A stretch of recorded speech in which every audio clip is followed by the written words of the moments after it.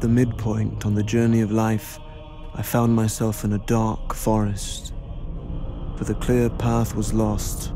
The game starts on the surface, which is how the poem starts. You know, you're sort of leaping into hell.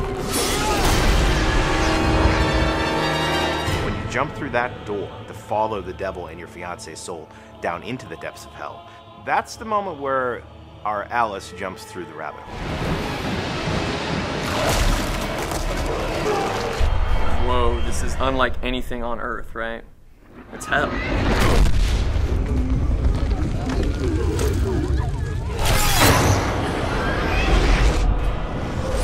Divine Comedy was written in the early part of the 1300s by a guy named Dante Alighieri. He spends his life dreaming about a woman that he loved named Beatrice, who he never got to be with.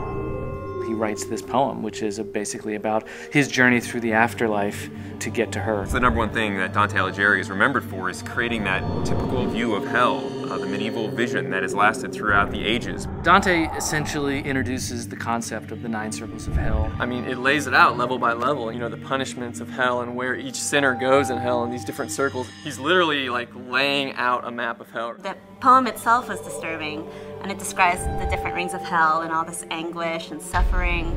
And I think that's also one of the most appealing aspects of it. I read the poem and thought right away, like, that's a video game. We can make a video game out of that. Go to hell, that's our game. Simple and it's to the point. Face the ultimate boss, which is Lucifer himself. Once you hear the pitch about what the fiction is going to be, it just instantly makes sense. One of the most important things for us was to literally follow the map of hell that Dante wrote so clearly in the poem. We're not going to create a circle called jealousy or shoplifting. Yeah? We're going to go with the circles that are actually in the poem. The things in the Inferno that we knew we couldn't change, I mean, definitely the rings of hell, and also like the major characters. Of course, each piece we sort of interpret a little bit differently. The character that you play in the game is a reimagination of the original Dante, and he's fighting for love. Lucifer has taken his love, Beatrice, into hell, and he actually fights death, and he actually defeats death and takes death's scythe. And he says, you know, I'm gonna take this thing, I'm gonna go into hell, I'm gonna get her.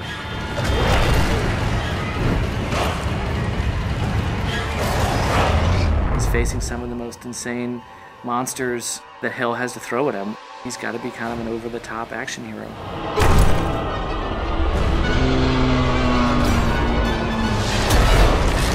Everything you do in this game is brutal. It involves eviscerating, ripping open. It's definitely a brutal game. It's not for the faint of heart. We have enemies that push the limits of taste. You kind of be like, oh, dude, you see that? I want that. I want that moment, and we're working our butts off to deliver that. The first thing you hear when you come into Limbo for the first time is screaming. Right away, he sees like shades falling, screaming, you know, as they fall in, they're screaming, you know. From moment one, you know you're in hell.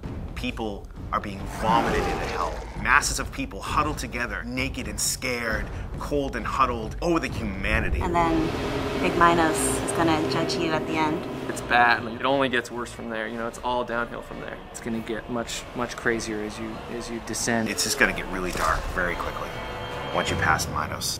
This is hell proper. Here we go.